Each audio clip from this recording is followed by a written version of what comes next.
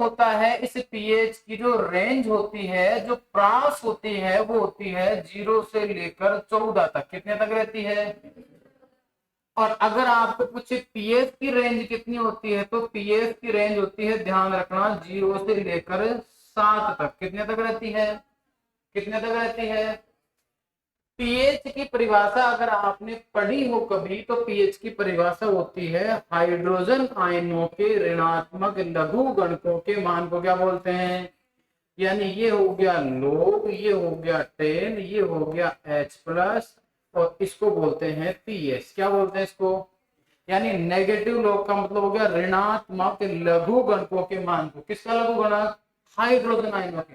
तो हाइड्रोजन आयनों के ऋणात्मक लघु गणकों के मान को तो क्या बोलते हैं? क्या बोलते हैं? पीएच। अब ये पीएच क्या होता है समझना। यहाँ जो लोग की हम बात कर रहे हैं ना, ये लोग दिख रहा है ना आपको, यहाँ वाला लोग, इसी तरीके का लोग इस पीएफ स्केल में भी लिया जाता है। लेकिन यहाँ पर क्या किया जाता है समझना, इसका मतलब क्या होता है वो समझा देता हूँ आपको। आपको ये तो कोई नहीं पूछेगा पीएफ क्या होता है, पर फिर भी मेरा फर्ज है समझाने का, समझा देता हूँ। हम एक वाटर कॉलम लेते हैं। क्या लेते हैं? एक वाटर कॉलम लेते हैं। जैसे मान लो ये वाटर कॉलम तो समझते हो, कॉलम का मतलब होता है जो सीधा खंबा होता है ना, उसको कॉलम बोलते हैं, और जो पंक्ति होती है उसको रो बोलते हैं। क्या बोलते हैं? जैसे मान लो ये हमने लिया तो ये तो है रो, क्या है, और सीधा जो रहता है उसको बोलते हैं कॉलम। क्या बोलते हैं उसको? कॉलम बोलते हैं। तो हम क्या कर रहे हैं, जैसे मान लो एक वाटर कॉलम लिया है, वाटर का मतलब इसमें हमने पानी भरा है। जैसे मान लो एक पाइप लिया और पाइप में हमने भर दिया पानी। क्या भरा? अब जैसे मान लो आपने इसमें 10 सेंटीमीटर, कितना सेंटीमीटर, आपने इसमें जैसे 10 सेंटीमीटर तक पानी भर दिया, ठीक है। अब इस पानी का यहाँ कुछ तो प्रेशर आएगा ही आएगा, आएगा नहीं आएगा? फिर आपने मान लो भर दिया 20 सेंटीमीटर, फिर आपने भर दिया 100 सेंटीमीटर। इस तरह से आपने कुछ अलग अलग प्रकार के वाटर कॉलम ले लिया, उनके द्वारा यहाँ कुछ तो प्रेशर डेवलप होगा ही होगा ना, अरे होगा कि नहीं होगा? यानी इस पीएफ का मतलब होता है, सेम उसी तरीके से लेते हैं, पीएफ का मतलब होता है वाटर कॉलम इन सेंटीमीटर। यानी सेंटीमीटर के अंदर जो जल का कॉलम होता है उसको बोलते हैं पीएफ। क्या बोलते हैं उसको? ये बात किसने बताई थी? स्कोफिल्ड ने। कहने का मतलब, जैसे मान लो यहाँ पर ये मिट्टी के कण हैं, और इन मिट्टी के कणों के बीच में यहाँ जल फंसा हुआ है। कौन फंसा हुआ है? जल। कौन फंसा हुआ है? इस जल को मुझे यहाँ से निकालना है। यहाँ से क्या करना है? बाहर निकालना है। तो इसका मतलब हो गया कि जिस बल के साथ, जैसे मान लो कि आप किसी भी चीज को पकड़ लो, मैंने इस टेबल को पकड़ लिया है या इस पेन को पकड़ लिया है, अब मैंने जितनी मजबूती से पकड़ रखा है उससे कम बल आप लगाओगे तो पेन छूटेगा क्या? आप मैंने जितना बल लगा रखा है उससे ज्यादा बल आप लगाओगे, तब ये पेन क्या होगा? छूट जाएगा। यही होगा। यानी जितनी मजबूती से पानी मिट्टी के कणों से चिपका हुआ है, उससे ज्यादा बल लगाते ही ये पानी यहाँ से बाहर निकल जाएगा। निकलेगा कि नहीं निकलेगा? तो इस पीएफ स्केल से हम ये पता करते हैं कि ये यहाँ पर चिपका हुआ है, तो ये किस मजबूती के साथ या कितनी इसकी जो स्ट्रेंथ है वो क्या है, कितनी मजबूती के साथ ये जल चिपका हुआ है, और इसको हटाने के लिए हमको कितना बल चाहिए, वो पीएफ स्केल है। क्या है? तो पीएफ स्केल स्कोफिल्ड ने दिया, रेंज 0 से कितनी होती है? कितनी होती है? 7 रहती है। यहां तक की बात समझ में आएगी। पीएफ स्केल का मतलब होता है, ध्यान रखना, साफ साफ कहा जाता है कि वही सेम जहां वहां पर लिया था ना हाइड्रोजन आयनों का लघुगणक, यहाँ लेंगे कि जल का जो कॉलम है सेंटीमीटर में, उसके लघुगणक को पीएफ कहते हैं। क्या कहते हैं? जल का कॉलम सेंटीमीटर में, उसके लघुगणक को क्या बोलते हैं? पीएफ। और हाइड्रोजन आयनों का जो लघुगणक था उसको क्या कहा? बस इतना ही फर्क है। अगर हाइड्रोजन आयन की जगह हम ये कह देना कि जल का कॉलम इन सेंटीमीटर, तो उसको क्या बोल देते हैं? पीएफ। समझ में आ गई? इतना ही फर्क है दोनों के अंदर। आगे चलते हैं। 7 का मतलब होता है, 7 का मतलब होता है, ध्यान रखना, यहाँ 7 का तो मतलब होता है ओवन में सुखाई हुई मृदा। क्या मतलब होता है? ओवन जो ड्राई सॉइल होती है उसका पीएफ कितना होता है? 7। और 0 का मतलब होता है संतृप्त बिंदु। क्या होता है? संतृप्त बिंदु। कौन सा बिंदु होता है? संतृप्त बिंदु। याद आ रहा है कौन से संतृप्त बिंदु की बात कर रहे हैं? आ रहा है कि नहीं आ रहा? बहुत बढ़िया। यानी आपको कोई पूछे संतृप्त बिंदु पर पीएफ मान कितना होता है, और ओवन में सुखाने के बाद कितना होता है, और 6 के ऊपर रहता है, ध्यान रखना, छाया में सुखाई हुई मिट्टी का किसका होता है? छाया में जो सुखाई हुई मिट्टी होती है, उस छाया में सुखाई हुई मृदा का पीएफ मान कितना होता है। अब कोई आपको गलती से भी मान लो ऐसे पूछ ले, 1 मिनट,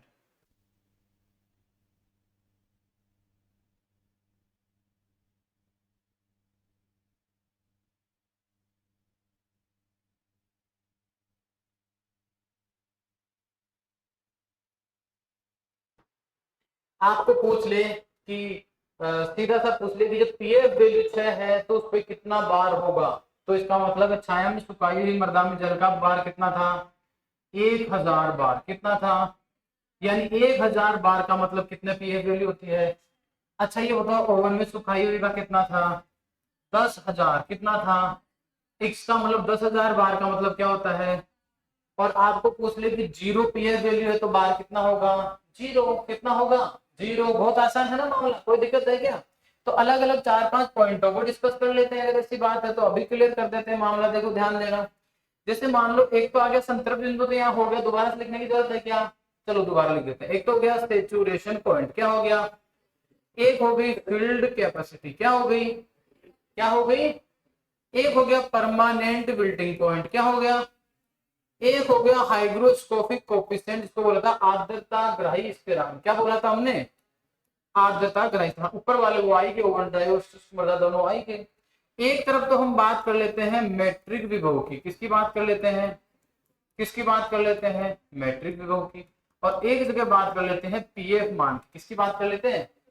देखो यहाँ पर मैट्रिक विभव कितना रहता है, ये भी कितना रहता है, 0। क्या रहता है, मैट्रिक विभव की इकाई क्या रहती है, बार। क्या लेते हैं, पीएच की कोई इकाई होती नहीं है, पीएच की कोई इकाई होती है क्या, होती है, पीएच की इकाई होती है कि नहीं होती है, होती है या नहीं, नहीं होती, पीएच की इकाई नहीं होती, ठीक है मान लेते हैं नहीं होती है, पीएच की कोई इकाई नहीं होती है। इसके बाद बात करते हैं फील्ड कैपेसिटी। फील्ड कैपेसिटी कितने पे आती है, 0.33 बार पर। किस पर आती है रे, परमानेंट विल्टिंग पॉइंट कितने में आता है, -15 बार पर। किस पर आता है, हाइग्रोस्कोपिक ऑपरेशन कितने पर आता है, -31 बार पर। किस पे आता है। अब आपको बात करनी है पीएफ वैल्यू की, किसकी बात करनी है, किसकी बात करनी है, पीएफ की। वो कितने में आ गया, 0 पर। किस पे आ गया, 0 पर। इसकी बात करते हैं अपन फील्ड कैपेसिटी, किसकी बात करते हैं, यह आता है लगभग लगभग 2.18 के आसपास। कितने के आसपास आता है, 2 पॉइंट कितना, 14। कहाँ पढ़ा था, नहीं हो सकता है सही पढ़ा होगा कि मैंने 2.18 या 18 को ही काफी बार 2.2 सीधा सीधा पढ़ लेते हैं, तो जरूरी नहीं है कि ऑलवेज हम ही सही हो, कभी कभी गलत भी हो सकते हैं, हो सकते हैं ना। देखो ध्यान देना, हाइग्रोस्कोपिक फील्ड कैपेसिटी की बात करते हैं तो कितना आ जाता है, 2.18 पे। परमानेंट मेल्टिंग पॉइंट की बात करें तो ये कितने में चला जाता है, 4 पॉइंट कितने में चला जाता है। ये तो आपने पहले पढ़ी नहीं रखी है, कोई बात नहीं, ये रहता है 4.5 पर। ये कितने पे आ जाता है, 4.5 के आसपास आता है। ये तो कितने पे आता है, 4.5 पर। ये आ जाता है 2.18 पर, और इसका है 2.5, इसके आसपास से ये रहता है। ये इनकी पीएफ वैल्यू है, ये इनकी क्या है, पीएफ वैल्यू। अब वैसे तो ये बात पूछता नहीं है कहीं पे भी, पर मान लो अगर पूछ ले तब क्या करना है। अब इसके बाद ओवन ड्राई का कितना आएगा, आपको पता है कितना आएगा, 60। अगर मान लो मिट्टी को ऐसे सुखाया हुआ है तो कितना आएगा, 1000 बार। 6 पर कितना आता है, 1000। 7 पर कितना आता है, 10,000 बार। या मान लो आपको पूछे एसपी पर कितना आता है, 0। आपको पूछे हाइग्रोस्कोप पर कितना आता है, 4.5। कितना आता है, 4.5। यहाँ कितना है, दोनों लगभग लगभग सेम सी है, 2 पॉइंट समझ में आ गई। तो इनमें ज्यादा फासला भी नहीं है, तो ये लगभग लगभग क्या रहती है, दोनों सेम रहती है। ठीक है, इसको उतारो एक बार, 1 मिनट में इसको कंफर्म कर लेता हूँ ना, आप इसको उतारो। ये हो गया है मृदा जल खत्म। क्या हो गया है, सिर्फ मापन की विधियां रही, उतार लो इसको।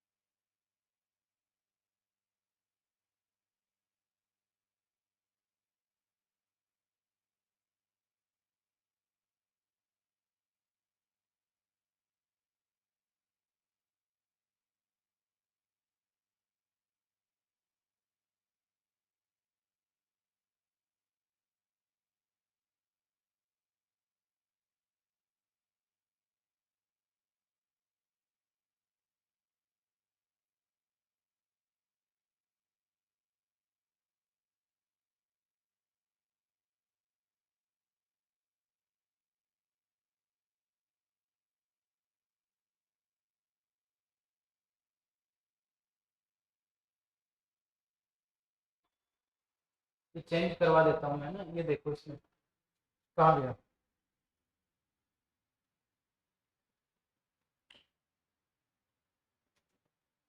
देखो ये तो आएगा 2.5, तो परमानेंट का नहीं होता है, परमानेंट का तो होता है 4.18, यानी 2.18, इसको 4.2 बोलते हैं। ये तो किसका है, ये तो है परमानेंट मेल्टिंग पॉइंट, और फील्ड कैपेसिटी कितना है 2.5 है ना, ये उल्टा पुल्टा है, इसको चेंज कर लेना।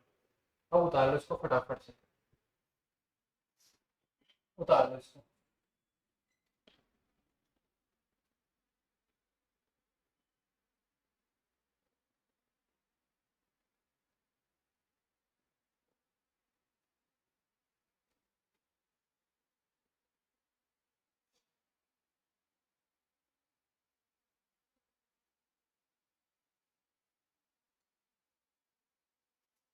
अब आप लोग वाटर में मेरे हिसाब से थ्योरी पढ़ने की कोई जरूरत नहीं है, जो डायग्राम बताया था ना आपको, अगर वो आपने समझ लिया, याद कर लिया, तो बाकी का तो कुछ मतलब नहीं है। उसी से मैंने सारी बातें लिखी है, मैंने कौन सी कोई अलग कुछ लिखा है, जो डायग्राम है वो बस थ्योरी में लिखती है।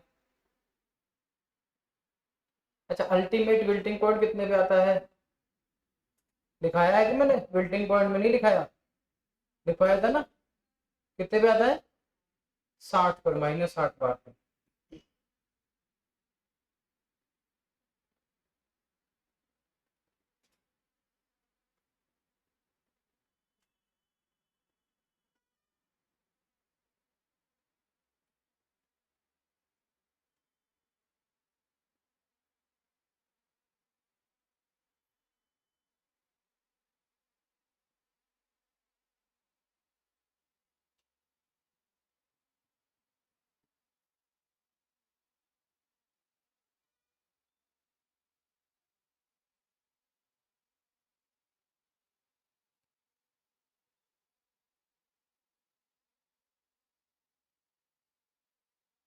नेक्स्ट कर दो।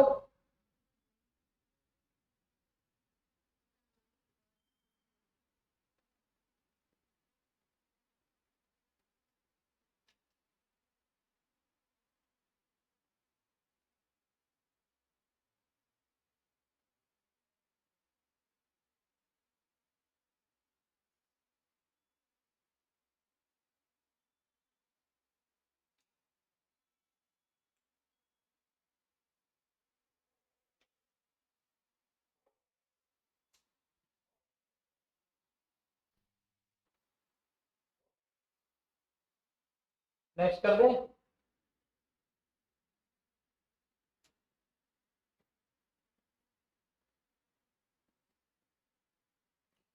तो इसके बाद में हम कॉमन टॉपिक पढ़ते हैं सिंचाई, क्या पढ़ते हैं, सिंचाई, इरिगेशन स्टार्ट करेंगे हम इसके बाद में। और इरिगेशन के बाद हम लोग पढ़ेंगे वीड मैनेजमेंट। और या कुछ और पढ़ना चाहते हो, पहले तो आप बता दो बोले क्या पढ़ना चाहोगे, इरिगेशन ही, ठीक है। फिर ड्राई लैंड बचेगी और वेदर एंड क्लाइमेट, चार मेन टॉपिक है जो बच रहे हैं। उसके बाद छोटे छोटे टॉपिक जो कोई आपके सिलेबस में और रहे होंगे उनको कवर कराना होगा। सिलेबस के नत्ते केवल कितने टॉपिक बच रहे हैं, weed management, irrigation, weather and climate, dry farming, शुष्क खेती। आपके बेच में ये मुख्य चार टॉपिक बच रहे हैं। बाकी इसके बाद में जैसे जनरल में कुछ रहा हुआ होगा तो नोट दे देना, मैं देख लूंगा, जो नहीं कराया होगा वो और करवा दूंगा, ठीक है। और बाकी मेन मेन एग्रोनॉमी का आपके कंप्लीट हो चुका है। इसलिए जिनके भी ये लगता है ना कि सर अभी एग्रो बहुत पड़ी है, वो टेंशन मत लेना, ठीक है। अगले मंथ में आप कंप्लीटली फ्री हो जाओगे। आप अपनी सेल्फ प्रिपरेशन पे फोकस करो, बस बात खत्म।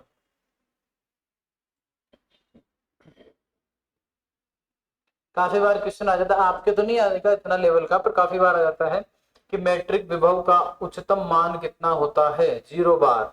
उच्चतम कितना होता है, अधिकतम जो मान होता है वो 0 होता है, और बाकी सारे ऋणात्मक होते हैं। ऋणात्मक में जितना बड़ा यानी उतना ही क्या होता है, छोटा।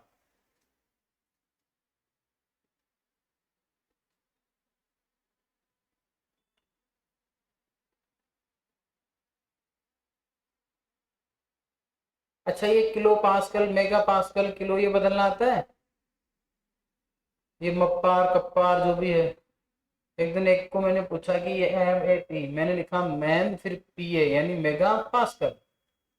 तो एक दिन दूसरे दिन एक बच्चा तुम्हारे बेच में होगा सर, तुम्हारे में था, सुपरवाइजर का सबसे पहला बेच ही तो था ना। हाँ तुम्हारे में था। तो अगले दिन एक टाबर आके पूछता है कि सर मप्पा क्या होता है। मैंने कहा यार ये तो कटप्पा सुना था, मप्पा तो मैंने भी नहीं सुना। पूछा भाई पढ़ा कहाँ था, बोले सर आपने कल पढ़ाया था मप्पा। मैंने कहा वो मप्पा नहीं था, मेगा पास करता क्या था। आता है ना चेंज करना, नहीं आता, ठीक है।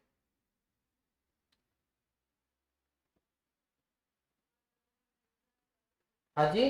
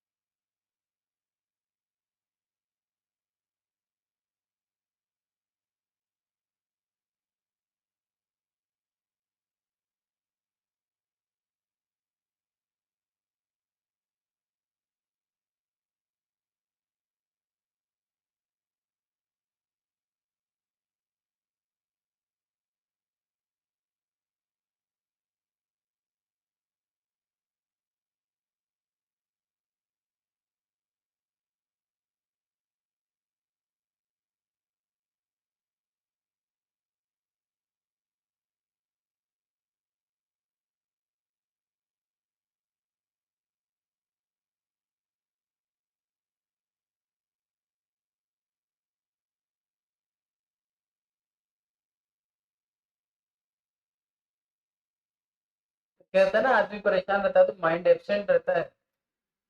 मेरे को ऐसे लग रहा है जैसे माइंड डिस्टर्ब है तेरा, है ना सर।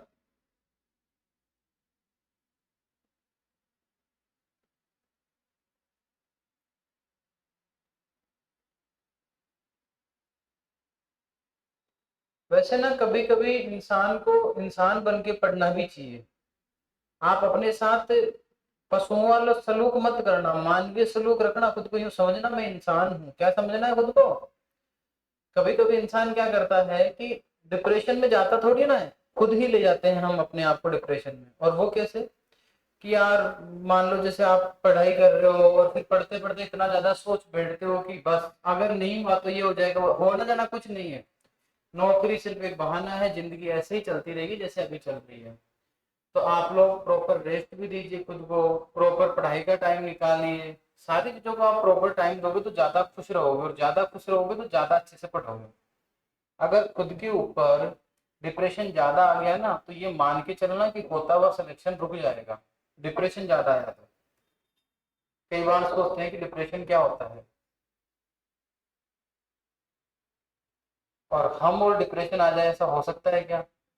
हो ही नहीं सकता। लेकिन ये गलत बात है, डिप्रेशन आता है और पता भी नहीं चलता है कि डिप्रेशन आ गया है।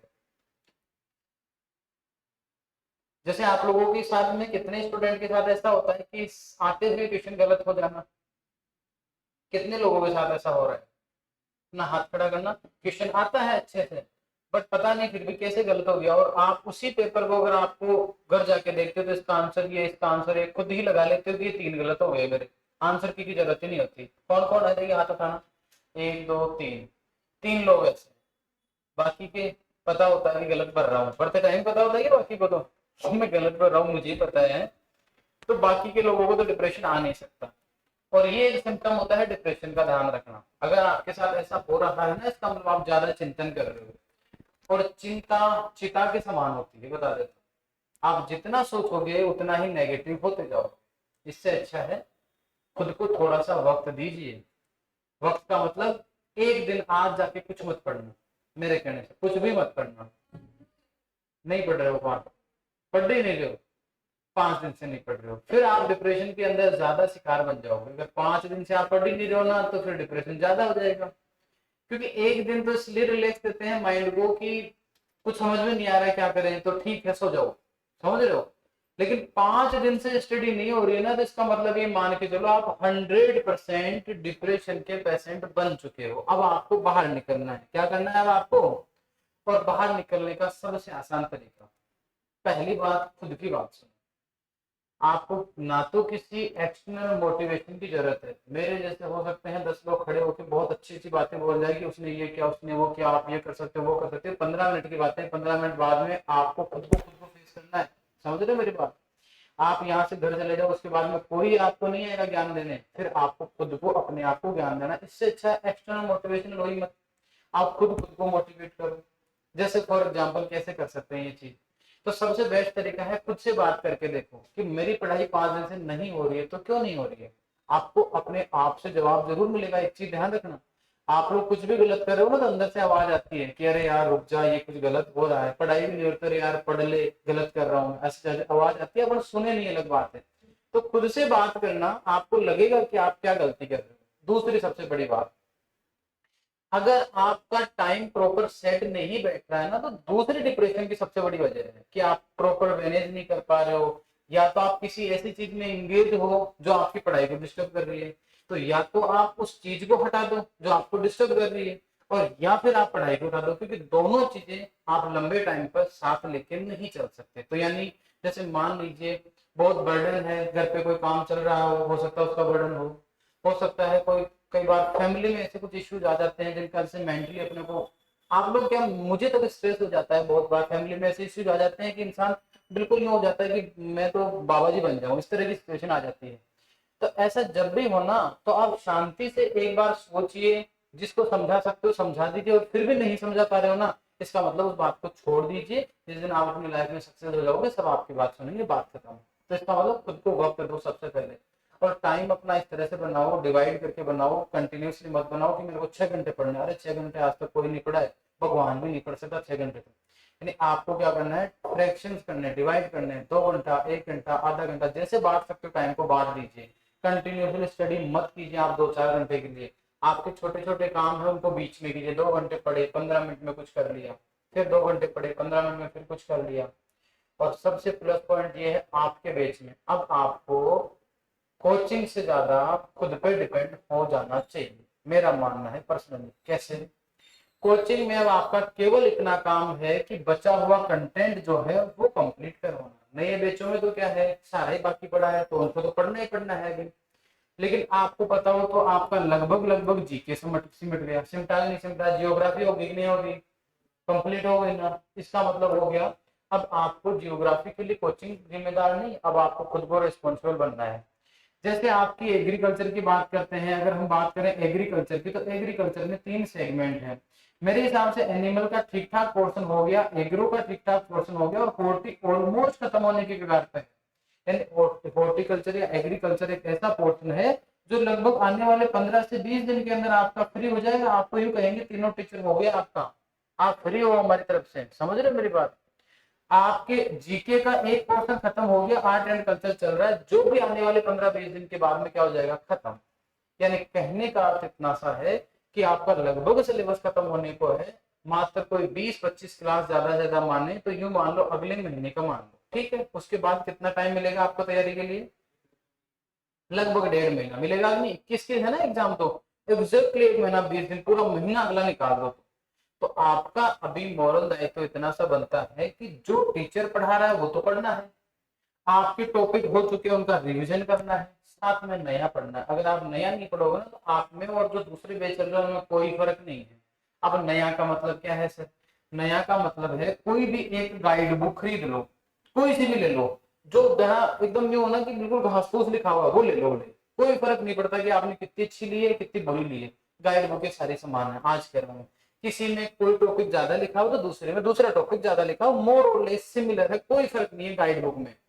बस ध्यान ये देना है कि जो गाइड आप चूज करो उसमें गलतियां कम रहेगी। जैसे मान लो आपने कोई गाइड बुक चूज की, और पता चला ऊपर से गेहूं का नाम पूछ लिया, गेहूं का नाम क्या, उसमें लिखा हुआ था ट्रिटिकम एस्टिवम देखना, ट्रिटिकम कुछ और लिखा हुआ था, आपको तो जो लिखा हुआ पढ़ोगे आप तो, और क्वेश्चन गलत हो गए। ऐसी गलती से बचना है, यानी ऐसी गाइड बुक चूज करनी है जो थोड़ी बहुत गलतियां सब में होती है लेकिन बहुत ज्यादा गलतियां नहीं हो, कॉमन गलतियां चलती है लेकिन बड़ी बड़ी मिस्टेक्स नहीं होनी चाहिए। समझ गए मेरी बात? तो आपके पहला काम जो पढ़ा दिया उसका रिवीजन करो। दूसरा काम आपका होना चाहिए कि एक गाइड बुक परचेज करो और जो टॉपिक आप अभी पढ़ रहे हो उस गाइड बुक में से वही टॉपिक वापस से पढ़ो। हो सकता है टीचर ने कुछ चीजें छोड़ दी हो, क्योंकि जरूरी नहीं टीचर 100% पूरा लिखवा पाए, हो सकता है बेसिक चीज छोड़ दे, हार्ड आपको लिखवा दे और बेसिक चीज एग्जाम में आ जाए। तो थोड़ा सा गाइड बुक की हेल्प भी चाहिए। फिलहाल ऑब्जेक्टिव के चक्कर में आपको नहीं पढ़ना चाहिए, मेरा मानना है। ऑब्जेक्टिव के चक्कर में आपको नेक्स्ट मंथ में, यानी अगला पूरा महीने से कोचिंग से फ्री हो जाओ ना, उसके बाद ऑब्जेक्टिव की तरफ आपको जाना चाहिए। उसके बाद आप टेस्ट सीरीज भी ज्वाइन कर सकते हो। जैसे एक महीना कोर्स कंप्लीट हो गया कोचिंग का, उसके बाद आपका एक अलग शेड्यूल बनता है, उस शेड्यूल के हिसाब से आपको जैसे ऑब्जेक्टिव की बुक सॉल्व करो, कहीं से कोचिंग किसी भी कोचिंग का एक वो जो प्रैक्टिस सीट है, टेस्ट सीरीज है, ज्वाइन कर लो। बस रिवीजन करो, टेस्ट दो, रिवीजन करो, टेस्ट दो, रिवीजन करो, टेस्ट दो, इतना करते रहो। जीके के लिए आपको करना चाहिए, एक मुमल के नाम से बुक आती है जिसमें ओल्ड पुराने क्वेश्चन आते हैं सारे, वो सॉल्व कर लोगे तो लगभग 25 में से यूं मान के चलना मेरे हिसाब से 20 का आंकड़ा आप आसानी से छू लोगे। कितने का आंकड़ा छू लोगे? 20 का। यानी एग्रीकल्चर की बात करते हैं कि सर इनके लिए कौन सी ऑब्जेक्टिव बुक काम आएगी, इनके लिए कौन सी ऑब्जेक्टिव बुक है। वैसे तो मार्केट में एग्रीकल्चर के लिए थोक के भाव बुक्स आ रही है, आप जिस स्टोर पर जाओगे बहुत सारी किताबें मिल जाएगी। फिर भी आप 5-6 साल के पुराने जो सुपरवाइजर के पेपर हैं, अगर वो किसी बुक में आपको मिल रहे हैं तो उसको प्रेफर करना, उनसे आपको आइडिया लग जाएगा क्वेश्चन कहाँ से आएगा और कितनी डीप तक आ सकता है, उससे ज्यादा कुछ नहीं आएगा पक्का। तो फिलहाल डिप्रेशन में मत जाइए, खुद को टाइम दीजिए और पढ़ने अगर नहीं मन कर रहा तो भी पढ़ने बैठ जाइए, जबरदस्ती बैठ जाइए। सोच लो आज अगर नहीं मन कर रहा तो भी पढ़ूंगा मैं, चाहे कुछ भी हो जाए, चाहे कोई लड़े कोई कुछ करे, पढ़ना है मतलब पढ़ना है। 2 दिन बाद मन वापस लगने लग जाएगा और अगर नहीं पढ़ोगे तो ज्यादा डिप्रेशन में जाओगे। तो आज जबरदस्ती किताब खोल के बैठ जाना, समझ में आ रहा है कि नहीं आ रहा, बस किताब खोल के बैठे रहना। एटलीस्ट मन में ये सेटिस्फेक्शन तो रहेगा ना, आज पढ़ाते हैं, रहेगा कि नहीं रहेगा। और जिस दिन ये सेटिस्फेक्शन आएगा कि मैं पढ़ रहा हूँ, ऑलमोस्ट डिप्रेशन गायब हो जाएगा। आप खुद सोचने लगोगे कि क्या हो रहा है क्या नहीं हो रहा है।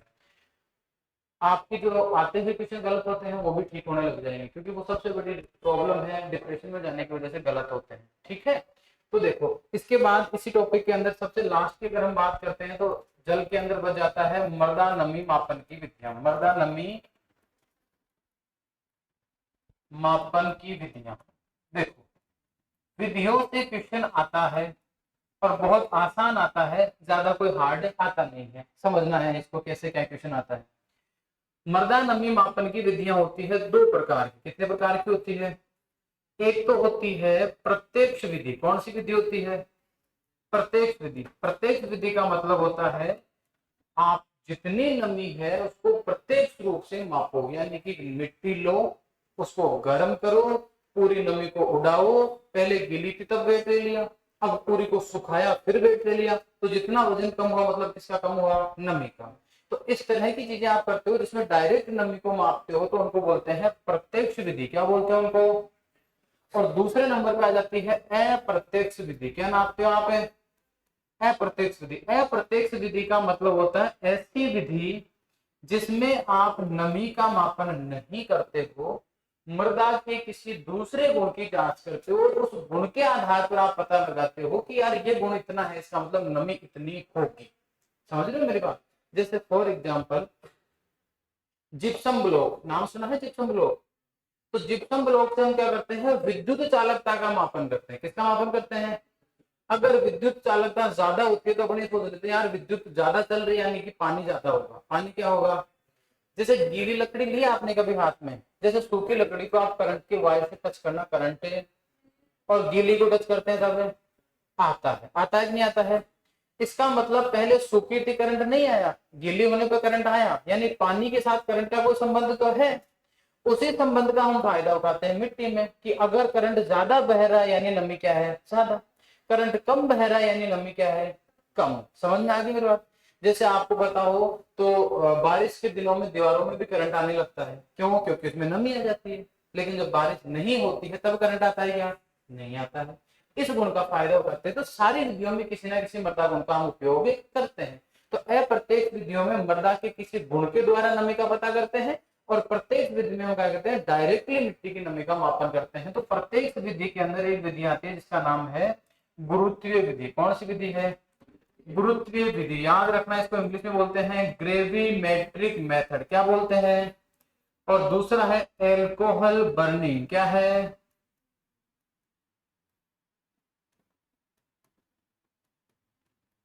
एल्कोहल बर्निंग विधि। ठीक है मेरी बात। अब ध्यान देना, अप्रत्यक्ष विधियों की बात करते हैं। अप्रत्यक्ष में पहला आ जाता है टेंशियोमीटर। क्या आ जाता है? क्या आ जाता है? बहुत बढ़िया। टेंशियोमीटर का दूसरा नाम क्या है? हाँ जी, टेंशियोमीटर का दूसरा नाम क्या है? क्या नाम है? हाँ जी, अरे क्या नाम है? ईरोमीटर। दूसरा आ जाता है जिप्सम ब्लॉक विधि। दूसरी कौन सी है? तीसरे नंबर की बात करते हैं। तीसरे नंबर पर आ जाता है न्यूट्रॉन नमी मीटर। तीसरे नंबर पर क्या आ जाता है? न्यूट्रॉन नमी मीटर। चौथे नंबर पर बात करते हैं। चौथे पे आ जाता है प्रेशर प्लेट। कौन सा आ जाता है? प्रेशर प्लेट विधि। कौन सी आ जाती है? प्रेशर प्लेट विधि। और पांचवें नंबर पर अगर हम बात करते हैं तो न्यूट्रॉन जिप्सम टेंशियोमीटर प्रेशर प्लेट विधि होगी। एक होती है गामा रेज विधि। कौन सी होती है?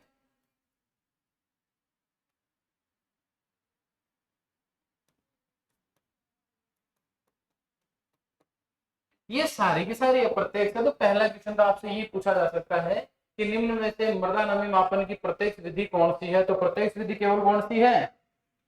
पहली कौन सी है? गुरुत्वीय विधि। ध्यान रखना, कौन सी है प्रत्यक्ष विधि? इसी गुरुत्वीय विधि को बोलते हैं ग्रेविमेट्रिक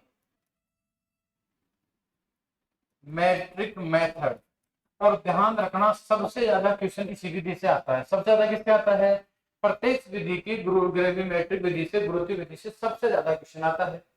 इनमें तो दो तीन ही इंपॉर्टेंट है, ये वाला, ये वाला और ये वाला। ये तीन में से आता है और सुपरवाइजर के लेवल का तो यही है, इसमें से ज्यादा आता है। लेकिन सबसे ज्यादा क्वेश्चन इनमें किससे पूछते हैं? गुरुत्वीय विधि से पूछते हैं। समझ में आ गई मेरी बात? बहुत बढ़िया। उतार लो इसको। अच्छा, पीछे भी रह गया क्या कुछ? उतार लो इसको। उतार लीजिए।